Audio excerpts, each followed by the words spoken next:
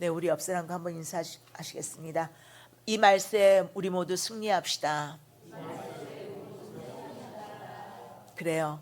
여러분들, 우리는 지금 말세를 살아가고 있는 줄로 믿습니다. 말세가 뭐예요? 마지막 때를 살아가고 있단 말이에요. 그죠?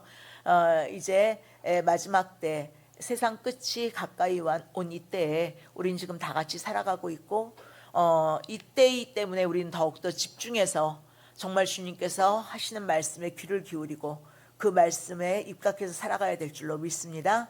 여러분들, 이 말씀에 더욱더 흐트러지지 말고 우리가 집중해야 될 것에 집중할 줄 아는 우리 모두가 되어서 끝내 승리하는 우리 모두가 되기를 예수님의 이름으로 간절히 축원합니다. 이제 우리가 지금 대신방 중인데, 며칠 전에 우리 오일순 권사님 댁에 이제 신방 예배를 드리러 가서 참으로 안타까운 이야기 하나를 들었어요. 우리 권사님 조카 중에 올해 48세 된 조카, 48세 맞죠? 조카가 있는데, 아침에 이제 그 직업이 의사인데 아침에 축구하러 갔다 온다고 나갔대요. 아무렇지도 않게. 그런데 갑자기 심장마비로 죽어서 다시는 집으로 돌아오지 못했다는 이야기를 들었어요. 바로 얼마 전에 있었던 이야기인데, 근데 여러분, 이렇게 예기치 않은 갑작스러운 사건 사고들이 얼마나 많이 일어나는지, 정말이지 밤새 안녕이다라는 말이 실감나는 요즘이 아닌가 싶습니다. 부디 이러한 때 여러분 모두 정말이지 내내 평안하시기를 간절히 축원합니다. 그런 의미에서 옆에 분들에게 한번 인사해 주세요. 안녕하십시오. 평안하십시오. 그래요. 우리 성도들 모두 또 한 주간 안녕하시고 평안하시기를 간절히 바랍니다. 근데 특별히 요즘같이 또 전쟁이 끊이지 않는 이때, 저는 마지막 때 종말에 대해서 더 깊이 묵상하게 돼요.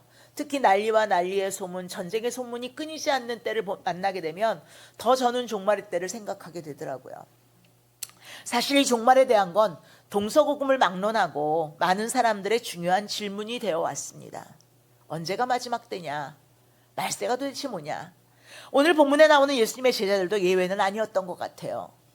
그래서 본문이 시작하는 3절에서 제자들이 예수님께 조용히 와서 이르되 어느 때에 이런 일이 있겠사오며, 어느 때, 그러니까 마지막 때가 언제고 또 그때 어떤 일이 있겠고 또 주의 임하심과 세상 끝에는 무슨 징조가 있으리까? 라고 물었어요. 그런데 사실 이것은 오늘 이 시대를 사는 우리들 모두의 질문이기도 하지 않습니까? 그죠? 어느 때 이 마지막 그 주님이 오실 날이 어느 때 있게 될 것이고 또 주의 임하심과 세상 끝에는 어떤 징조가 있을 것인가? 이것이 늘 우리의 관심이고 또 우리가 늘 신경 쓰는 일인데, 그래서 이러한 질문에 대한 예수님의 대답이 4절 이하부터 상세하게 나오고 있는 것을 볼 수가 있어요. 그런데요 여러분, 사실 여기에 나오는 예수님의 말씀은 그 마지막 때의 징조 자체가 중요하다는 걸 말씀하시는 게 아니에요. 마지막 때 징조가 이런 징조가 나타나니까 이런 징조가 나타나는 마지막 때라고 알아야 돼, 이걸 말씀하시는 게 아니에요. 오늘 본문에서 예수님이 말씀하신 마지막 때 종말의 징조는 예수님의 초림 때부터 재림 때까지를 포괄하는 것이 말세인데, 예수님이 2000년 전 오셨을 때부터 주님이 다시 오실 그때까지 계속되어지는 징조가 바로 이 말세의 징조예요. 무슨 얘기인지 아시겠어요? 그러니까 예수님이 2000년 전에 오셔가지고 이제 하늘로 승천하시고 나서 그때도 말세란 말이에요. 지금도 말세고 주님 오시는 그날까지 말세라는 거예요. 그래서 오늘 주님이 말씀하신 이 말세의 징조는 계속해서 나타나왔고 지금도 나타나고 있고 앞으로도 나타날 것이라는 거죠. 그러니까 이 징조를 가지고 우리가 마지막 때 주님이 오실 때가 됐어 라고 판단해서는 안 된다는 거예요. 이미 주님은 오신다고 약속하셨고 그 마지막 때는 반드시 있을 것이고, 그리고 그 징조들이 주님 초림하셨을 때부터 지금까지 또 앞으로 주님 재림하실 때가 계속되기 때문에 우리는 늘 말세를 기억하고 살아야 된다는 거죠. 지금이 마지막 때다라는 걸 기억하고 살아가야 된다는 거예요. 그러니까 그 징조 하나하나가 나타나는 것에 너무 관심을 두지 말고 말세 때다라는 것을 우리가 늘 인식하고 살아가라는 거예요. 그래서 우리 믿음의 사람들이 마지막 때 종말을 늘 기억하고 살아감으로써 우리가 어떤 자세로 살아갈 것인가, 이게 더 중요하다는 거죠. 사실 많은 사람들은요, 예기치 않은 사건과 사고, 재난이 닥칠 때마다 실로 또 엽기적으로 타락하고 부패한 일들을 접할 때마다 뭐라고 흔히 얘기해요? 말세야 말세. 그죠? 입에 달고 살아요. 말세야 말세. 그런데 그저 말뿐인 것 같아요. 실제로는 진정 말세라고 여기지 않기 때문에 금세 잊어버리고요. 아무 일 없다는 듯이 일상을 살아가요. 말세를 기억하지 않고 말세야 말세, 입으로는 그렇게 얘기하는데 말세에 대해서 우리가 기억하지 않고 말세에 우리가 어떻게 살아야 될지를 우리 자신의 삶을 다 잡지 않고요. 그냥 아무렇지도 않게 일상을 살아간단 말이에요. 그래서 철학자 키에르케고르가 종말을 이렇게 비유한 적이 있어요. 초만한 극장에 불이 났다는 거예요. 이 비유의 얘기입니다. 근데 갑자기 불이야 그러면 초만한 극장이니까 사람들이 꽉 찼잖아요. 그럼 갑자기 불이야 그러면 어떻게 되겠어요? 막 서로 막 나가려고 막 아비규환이 돼버려서 서로 밟고 이러면서 사람들이 많이 상할 거 아니에요. 죽을 거 아니에요. 그래서 이제 거기 그 극장의 한 배우가 공연을 딱 멈추고 앞에 서서 조용하고 진중하게 얘기했어요. 여러분, 지금 밖에서 불이 났습니다. 여러분이 한꺼번에 뛰어나가면 모두 죽습니다. 그러니까 출입구는 뒤와 좌우에 하나씩 있으니 출입구 가까이에 있는 분부터 차례대로 나가시기 바랍니다. 그랬어요. 근데 사람들이 이 말이 연극의 일부인 줄 안 거예요. 너무 조용하고 너무 차분차분하게 얘기하니까 이 말이 연극의 일부인 줄 알고 그냥 웃고 떠드는 거예요. 실제 상황이라고 아무리 말해줘도 믿질 않아요. 아, 이건 연극이야. 얼마 지나지 않아서 극장 안으로 연기가 스며들어오고 순식간에 불길이 극장 안을 뒤덮었어요. 그러나 이미 때는 늦고 말았다는 거죠. 키에르케고르는 이 지금 종말의 때가 바로 이와 같다 이렇게 얘기하고 있는 거예요. 소돔과 고모라 성에서도 그랬어요, 여러분. 바로 이제 내일 소돔과 고모라가 멸망할 건데 멸망할 거라는 그 말을 어떻게 여겼어요? 사위들이 농담으로 여겼다 그랬어요. 심판의 메시지를 농담으로 여기다가 무너진 성과 함께 다 멸망했어요. 정말이지 예수님께서 말세의 징조들을 자세히 말씀해 주신 건 언제나 종말의 때를 늘 깨닫고 명심하면서 이 종말의 때 우리 믿음의 사람들이 어떻게 사는 것이 중요한지를 가르쳐 주시기 위함인 줄로 믿습니다. 그럼 오늘 본문에서 예수님은 말세의 징조들이 분명하게 나타나고 있는 이 종말의 때 정말 분명히 나타나지 않습니까? 오늘 예수님이 말씀하신, 오늘 본문에서 말씀하신 징조들이 하나도 빠짐없이 나타나고 있어요. 그러한 이때 우리 믿음의 사람들이 어떻게 사는 것이 중요하다고 말씀하시는 걸까요? 첫째로 믿음의 본질이 변하지 않도록 주의하라고 말씀하세요. 믿음의 본질이 변하지 않도록. 예수님께서는 종말의 징조를 묻는 제자들에게 무엇보다 먼저 믿음의 본질이 변하지 않도록 주의하라고 말씀하시는데 본문 4절 5절 말씀 읽어보겠습니다. 하여 이르시되 너희가 사람의 미혹을 받지 않도록 주의하라. 많은 사람이 내 이름으로 와서 이르되 나는 그리스도라 하며 많은 사람을 미혹하리라. 여러분, 그리고 11절에도 보면 거짓 선지자가 많이 일어나 많은 사람을 미혹하겠다 이렇게 얘기해요. 결국 말세가 되면 믿음의 본질이 흔들리는 사람들이 많이 나타난다는 거예요. 그렇다면 우리 기독교의 믿음의 본질이 무엇입니까, 여러분? 네, 우리 믿음의 본질을 가장 명확하게 나타내고 있는 것이 바로 우리 모두가 함께 우리의 믿음, 그 신앙으로 고백하는 사도신경이에요. 우리 지난주까지 이 사도신경에 대한 성경 세미나를 마치셨죠? 그래서 이제 확실하게 아셨습니까? 왜 장점수 강사님 열심히 들었는데 꼭 네라고 대답 들어도 또 잘 모르죠. 계속해서 들어야 돼요.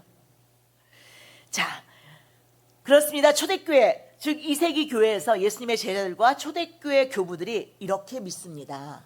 우리는 이것을 믿습니다 라고 정리한 세례를 받을 때 믿음을 고백했던 그 내용이 3세기 이래로 발전을 해서 이제 4세기에 처음으로 사도신경이라는 이름으로 불려지게 된 것이 바로 우리가 지금도 우리의 신앙으로 고백하고 있는 사도신경이에요. 이런 사도신경은 우리 모든 성도들의 일치된 신앙 고백인데 그래서 우리는 모일 때마다 이 신앙 고백을 하는 거예요. 우리 요즘 대신방을 하는 중인데 각 가정에 가서도 예배 시작할 때 우리가 먼저 사도신경으로 고백해요. 왜요? 우리가 공통으로 믿는 것이 바로 이것입니다 라고 고백하는 거예요. 그 믿음의 본질이 되는 그 믿음의 고백을 먼저 우리가 고백하고 그 위에서 우리가 주님을 예배하는 거예요. 자, 우리 믿음의 본질을 가장 잘 보여주는 것이라고 할 수 있는 게 이 사도신경이라고 하는데, 여러분들 이 성경책 앞에 보면 여러분들이 가진 맨 앞에 한번 보세요. 지금 성경책 가지고 계신 분들 다 가지고 계시겠죠? 맨 앞에 보면 사도신경이 나와요, 안 나와요? 나오죠. 근데 이제 우리가 같이 고백하는 내용 말고 어딨냐? 세 번역으로 된 거 보이시죠? 우리가 이제 9번역으로 된 거를 우리가 같이 고백하는 거고, 세 번역으로 된 거 한번 우리 같이 한번 이걸 보면서 한번 고백해 보도록 할까요? 자, 나는 전능하신 아버지 하나님 천지의 창조주를 믿습니다. 아멘. 아멘. 나는 그의 유일하신 아들 우리 주 예수 그리스도를 믿습니다. 아멘. 그는 성령으로 잉태되어 동정녀 마리아에게서 나시고 본디오 빌라도에게 고난을 받아 십자가에 못 박혀 죽으시고 장사된 지 사흘 만에 죽은 자 가운데서 다시 살아나셨으며 하늘에 오르시어 전능하신 아버지 하나님 우편에 앉아 계시다가 거기로부터 살아있는 자와 죽은 자를 심판하러 오십니다. 믿습니까? 아멘. 나는 성령을 믿으며 거룩한 공교회와 성도의 교제와 죄를 용서받는 것과 몸의 부활과 영생을 믿습니다. 아멘. 아멘입니까? 이게 바로 우리가 고백하는 믿음의 본질인 거예요. 사실 이 사도신경에 고백하고 있는 믿음의 내용을 우리가 정확히 깨닫고 믿기만 한다면, 정말 여러분들이 마음으로 믿고 고백한다면요, 우리는 참된 믿음을 소유했다고 말할 수가 있는 거예요. 이것만 여러분들이 분명히 믿으시면 돼요. 믿습니까?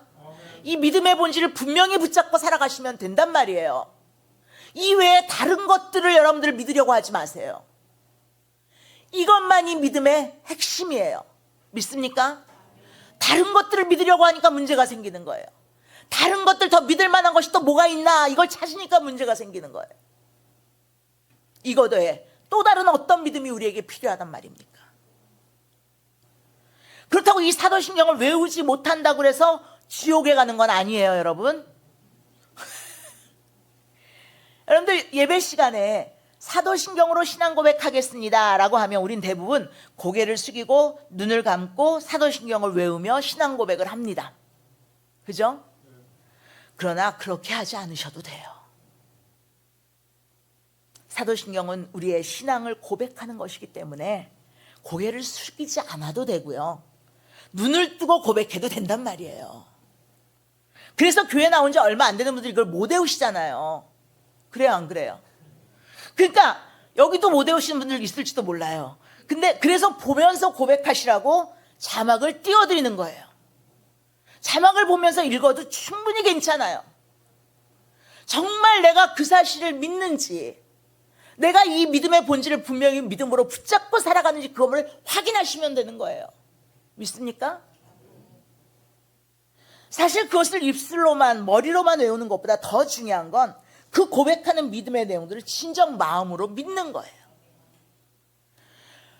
근데 이제 가만히 보면 우리가 사도신경을 외울 때 눈 감고 잘 외우시는 분들 많아요.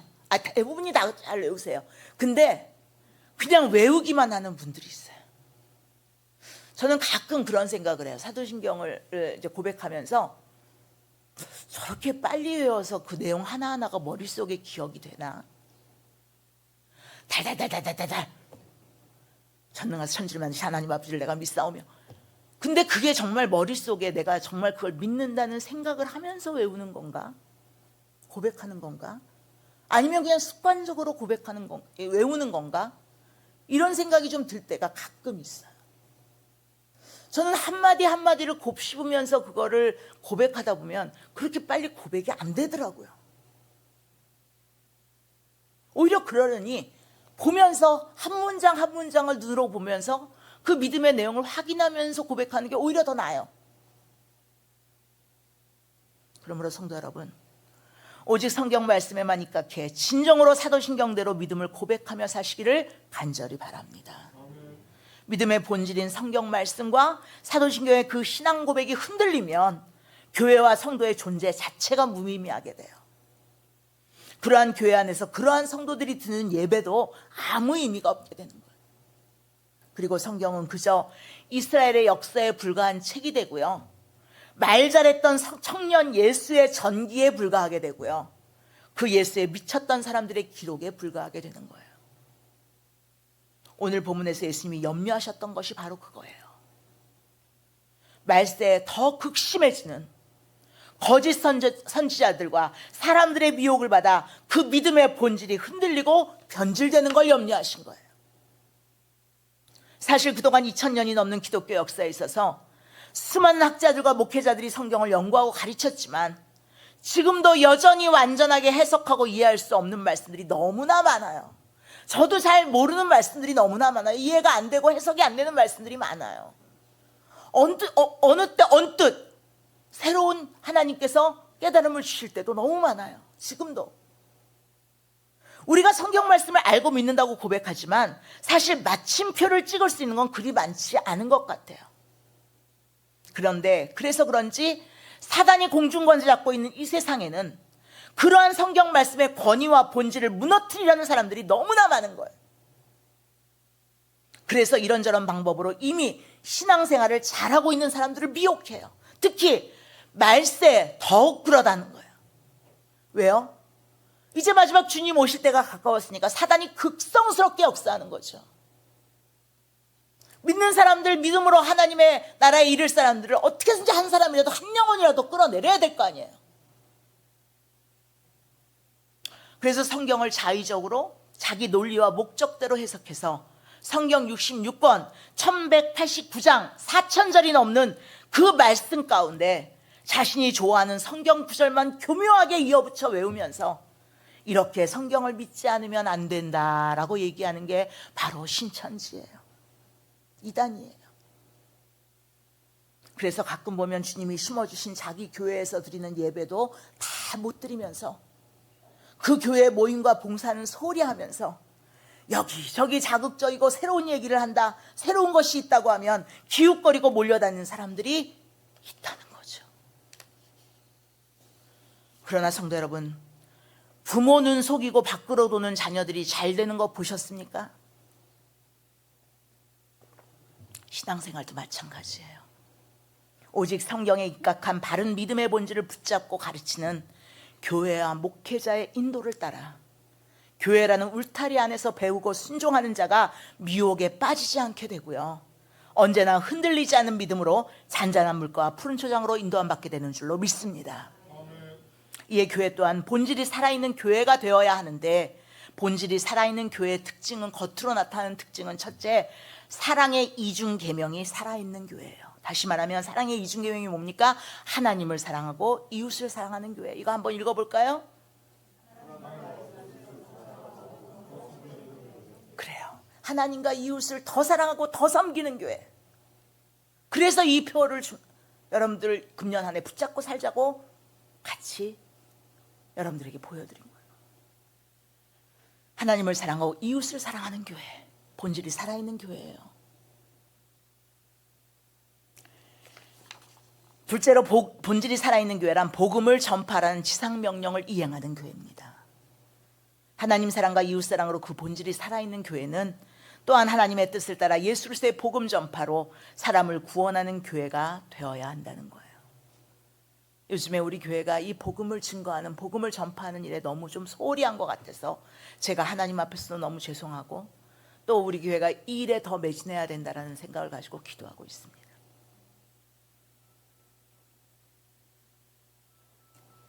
특히 바울은 고린도전서 3장 10절부터 11절 말씀에서 뭐라고 했는지 한번 읽어볼까요?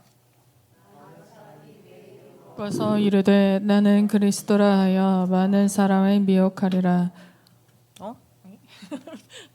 어디 했죠? 이 닦아둔 것 외에 능히 다른 터를 닦아 둘 자가 없으니 이 터는 곧 예수 그리스도라.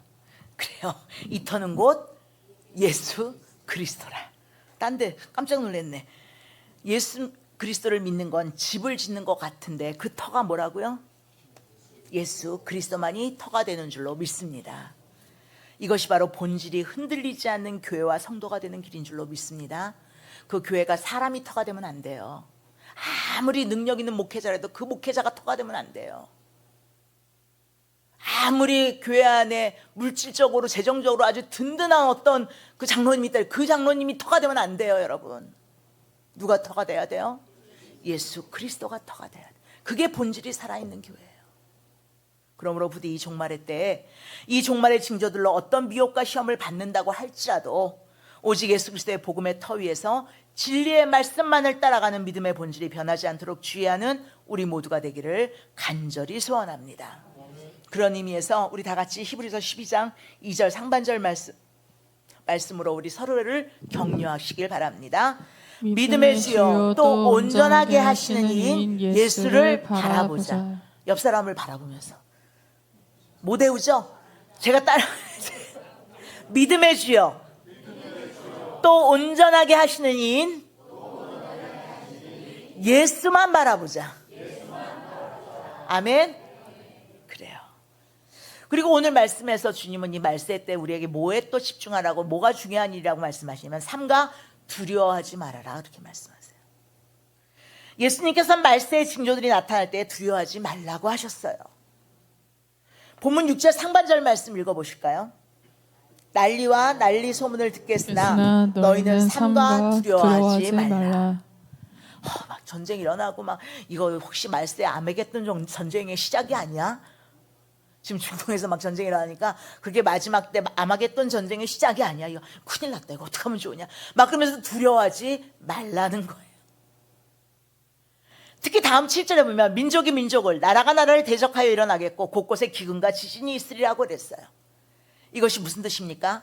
우리의 삶의 터전이 흔들리는 일이 일어날 것이고, 그래서 생명의 위협을 받는 일도 생길 것이고, 생명의 위협이 실제로 닥쳐올 것이라는 뜻이에요.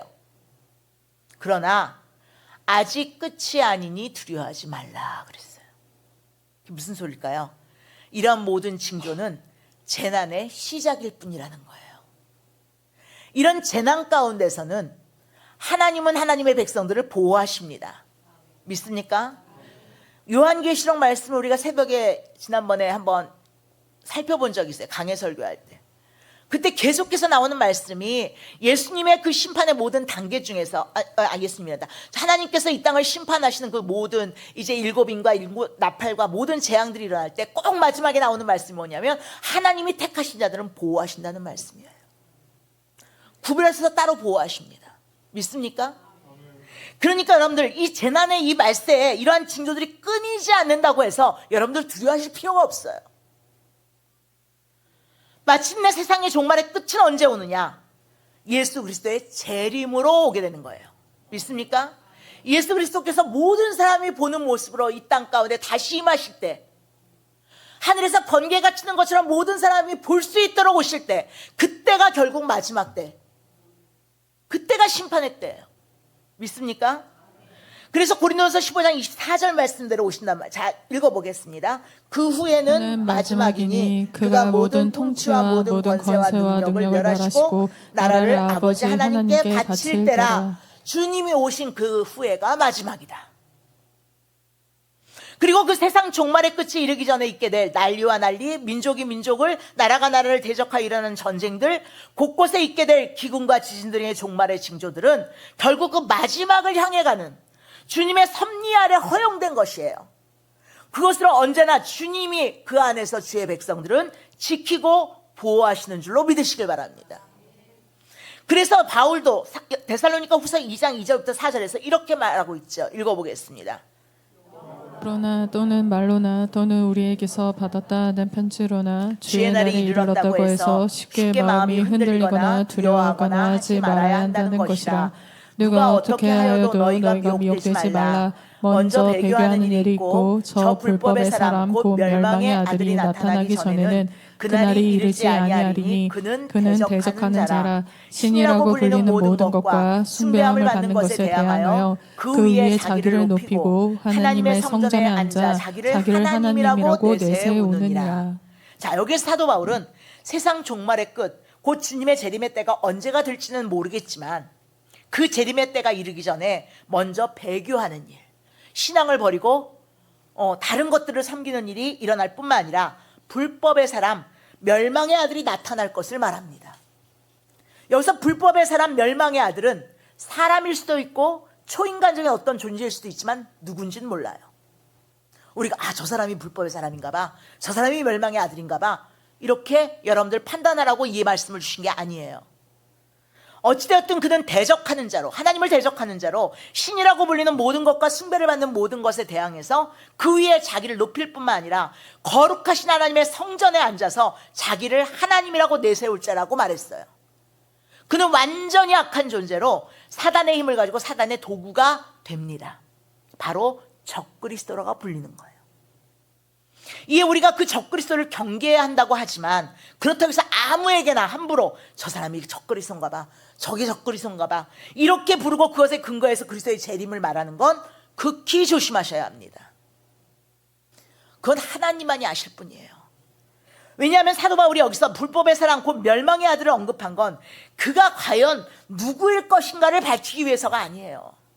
우리는 근데 그 여기서 말한 불법의 사람, 멸망의 아들이 누구인가에만 관심이 쏠려 있어. 그래서 그 사람이 누구다 그럼 막 거기로 쏠려가. 저 사람이 누구다라고 말하는 사람을 막 믿고 추앙해. 오늘 이 말씀을 한 건요, 이 멸망의 사람, 불법의 사람이 누구다라고 우리가 판단하라고 주신 말씀이 아니에요. 우리의 믿음을 위협하는 그 어떤 일에 대해서 이렇게 불법의 사람, 멸망의 아들이 나타난다고 할지라도 잘 대비하고 있으라는 거예요. 믿음으로 잘 견고하게 준비하고 있으라는 거예요. 그러면 아무것도 두려워할 것이 없다는 거예요. 아무것도 염려할 것이 없다는 거예요. 근데 우리는 마지막 때 말세로 오늘 얘기한다고 그러면서 말세의 징조들에 대해서 막 분석하고 인간적으로 생각하고 자기 자의적으로 해석하고 멸망의 아들 불법의 사람이 지금 이것이고 666이 뭐고 어쩌고 저쩌고 여기에 막 우리가 막 휩쓸려 다녀요. 그럴 필요 없어요, 여러분. 아까 얘기했던 믿음의 본질만 잘 지키고 계시면 돼요. 믿습니까? 믿음의 본질만 잘 붙잡고 있으면 두려워할 것도 없고 염려할 것도 없는 거예요. 왜요? 하나님이 끝까지 여러분들을 믿음의 사람으로 지켜주실 것이고 보호하실 것이고 끝내 구원에 이르게 하실 것이기 때문이에요. 믿습니까? 그러니까 흔들리지 말란 말이에요.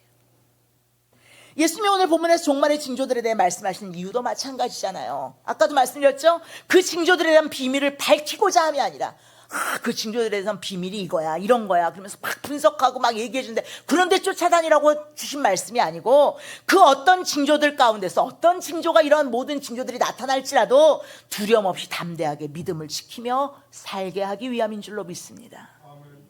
정말이지 우리의 믿음이 분명하기만 하면 우리 앞에 무슨 일이 놓이게 될지라도 두려워할 필요가 없어요.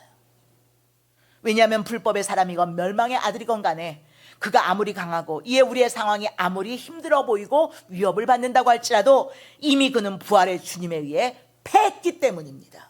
믿습니까? 모든 일은 이미 주님이 주관하고 계시고 주님은 결국 그 적그리스도를 파하실 것이고 마침내 영광의 승리자가 되실 것이기 때문입니다.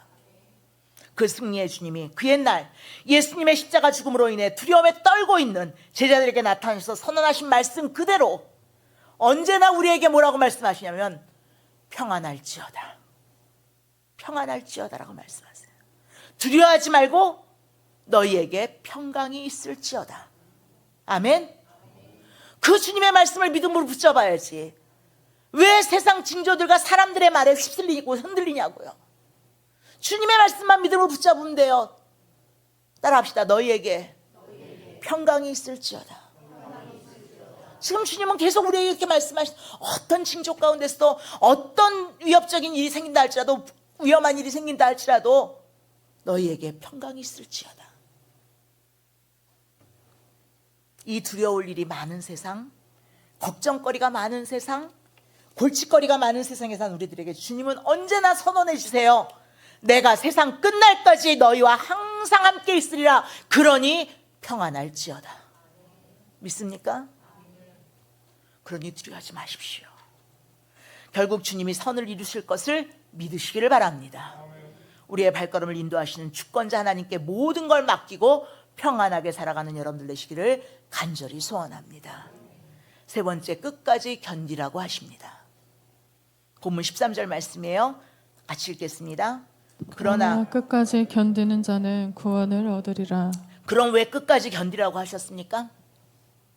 이 세상 종말의 때 믿음을 굳게 지키고 오직 진리의 말씀을 따라 의와 사랑을 행하며 사는 바른 믿음의 삶을 사는 것이 실로 힘들고 어렵기 때문에 끝까지 견디라고 하신 거겠죠. 고난을 끝까지 견디라. 물론 이 말씀도 되지만 여러분들 끝까지 견디라는 말씀은 믿음으로 끝까지 견디라는 거예요. 우리가 가진 믿음을 견고히 지키며 견디라는 거예요. 믿습니까? 어떤 고난의 상황이 닥쳐온다, 이해할 수 없는 상황이 몰려온다 할지라도 그래도 우리 믿음만큼은 끝까지 견디며 지켜야 될 줄로 믿습니다. 물론 우리는 육신적으로 연약해서 어떤 고난과 어떤 위협 속에서 견디지 못할 때가 있어요. 정말 힘들고 어려울 때 주님 저는 감당 못하겠습니다. 질병이 찾아오고 나를 힘들게 하고 내 육신을 갖다가 힘들게 하고 고통스럽게 하면 못 견뎌. 김기봉 원사님 못 견디겠죠. 못 견딜 만큼 아파요. 힘들어요. 그거는 육신적으로 아픈 고통은 어쩔 수가 없어요. 그런데 그 중에서 뭘 견디라는 거냐면 믿음으로 견디라는 거예요. 믿음을 지키며 견디라는 거예요. 믿음을 지키는 일만큼은 끝까지 가지고 가야 된다는 거예요. 믿습니까? 아멘. 본문 10절 12절 말씀을 읽어보시겠습니다. 그때 많은 사람이 실족하게 되어 서로 잡아주고 서로 미워하겠으며 거짓 선지자가 많이 일어나 많은 사람을 미혹하겠으며 불법이 성함으로 많은 사람의 사랑이 식어지리라. 믿음과 사랑이 식어지면 안 돼요. 이것만큼은 끝까지 견디며 지켜나가야 되는 거예요. 믿습니까? 고통도 견디면서 아픔도 견디면서 상처도 견디면서 뭘 지켜나가야 돼요? 끝까지? 믿음을 지켜나가야 된다는 거예요. 그렇습니다. 종말의 때 성도들 가운데 실족함으로 죄의 올무에 걸려서 믿음을 버리고 배교하는 사람들이 많아져요. 성도라고 자처하면서도 하나님 나라의 법과 질서는 따르지 않고 자기 소욕을 따라 불법을 서슴지 않습니다. 성도 간의 사랑이 식어지고 다툼과 분열과 분쟁이 일어나요. 지금 우리 주위에도 이렇게 믿음을 바로 지키지 못하고 믿음으로 견디지 못하는 사람들이 얼마나 많이 있는지 몰라요. 말을 시작하기만 하면 다른 사람을 흉보고 헐뜯기에 바쁜 사람, 자기 주장과 고집에 빠져 분열과 다툼을 일삼는 사람, 사랑으로 용서하기보다 미움과 분노에 가득 찬 사람을 만나신다면 이제 그러지 말라고 따라합시다. 그러지 말라. 사랑으로 권면하시기 바랍니다. 그렇습니다. 이렇게 교회와 성도들 가운데 배교자가 많아지고 실족하게 하는 거짓 선지자가 많이 일어나고 불법이 성하고 사랑이 식어진 이 종말의 때에 끝까지 하나님의 마음에 합한 바른 믿음의 사람으로 끝까지 잘 견디는 자가 되는 것이 무엇보다 중요한 줄로 믿습니다. 부디 믿음의 본질을 변질시키지 마시고 어떤 상황 속에도 두려워하지 마시고 끝까지 주님만을 바라보고 믿고 의지하면서 바른 믿음의 삶으로 잘 견뎌나가는 우리 모두가 되기를 간절히 바랍니다. 지금 종말의 때를 사는 우리 모두가 하나님이 부르시는 개인적인 종말의 끝이 올 때까지, 우리 개인적으로는 다 종말을 맞이합니다. 개인적인 종말의 때가 올 때까지, 혹은 예수님이 다시 오시는 세상 종말을 맞이하기까지 끝까지 잘 견디기를 주님은 언제나 기대하시고 계신 줄로 믿습니다. 사랑하는 성도 여러분, 이제 서로 승리하세요라고 인사할까요? 승리하십시오. 아멘. 한 주간도 승리하십시오. 그렇게 승리하기 위해 이 종말의 때 우리가 집중해야 될 가장 중요한 일은 어떤 미혹이 있어도 믿음의 본질이 변하지 않도록 주의하시라는 거예요. 어떤 상황 속에서도 두려워하지 말아야 한다는 거예요. 실족하지 말고, 아무리 육신은 고통스럽고 힘들고 견디기 힘들어도, 견딜 수 없는 고통이 와도 여러분들 믿음에서 실족하지 말고 끝까지 믿음으로 잘 견뎌나가시기를 바랍니다. 그래서 이 종말의 마지막 때 다시 오실 주님 앞에 잘했다고 칭찬받게 되는 우리 모두가 되기를 예수님의 이름으로 간절히 축원합니다.